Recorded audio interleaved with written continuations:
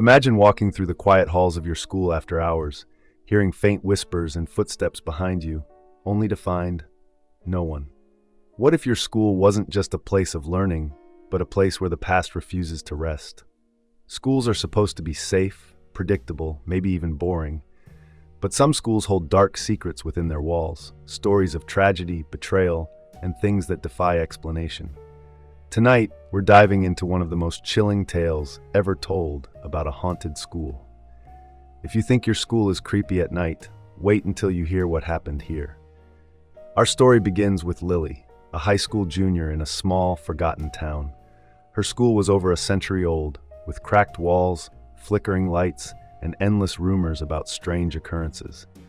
Teachers brushed off the ghost stories as student gossip, but anyone who stayed late for after-school activities would tell you something wasn't right. One night, Lily found herself staying late to finish a project. The halls were deserted, her classmates long gone. She worked quietly in the art room, her headphones in, when she thought she saw something from the corner of her eye, a shadow moving across the hallway. She dismissed it, thinking it was just her mind playing tricks. But when the school's old intercom crackled to life, a faint voice whispered, "Help me." Lily froze. The intercom system hadn't worked in years, but she tried to rationalize it. A prank, maybe? But as the voice faded, the faint sound of footsteps began echoing down the hall, slowly, methodically, getting closer. She peered into the hallway, but no one was there. The footsteps stopped abruptly, followed by a strange tapping sound. It was coming from the old library down the hall, a place that had been closed off for years after part of the ceiling collapsed. Despite her fear, curiosity got the better of her. She crept toward the library door, the tapping growing louder with each step. Pushing the heavy door open, she found herself surrounded by dusty shelves and shattered glass. In the center of the room stood an old desk, and carved into its surface were the words, "She knows." Lily felt a chill run down her spine. The air grew colder, and the tapping sound morphed into something more sinister, a low, guttural laugh that seemed to come from everywhere and nowhere. She turned to leave, but the door slammed shut behind her. Panicking, she grabbed her phone to call for help, but the screen flickered and went dead. That's when she noticed a figure standing in the far corner of the room. It was a girl, no older than Lily, dressed in an old-fashioned uniform. Her hair hung in tangled strands over her face, and her body swayed unnaturally, as if moved by an invisible wind.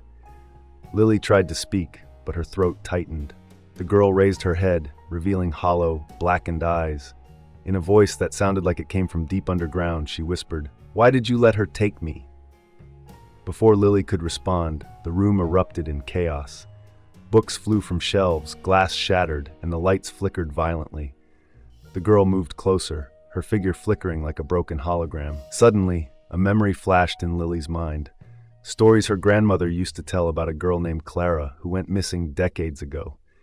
Clara had been last seen entering the school after hours. Rumor had it that the principal at the time had covered up her disappearance. Clara's ghost was now standing inches from Lily, her cold breath visible in the frigid air. "She still walks these halls," Clara hissed. "Find her, before she finds you." Just as Clara reached out, Lily screamed, and everything went black. Lily woke up in the nurse's office the next morning, her parents and the school staff standing around her, concerned. She tried to explain what happened, but they didn't believe her, chalking it up to stress or fainting. But Lily knew the truth.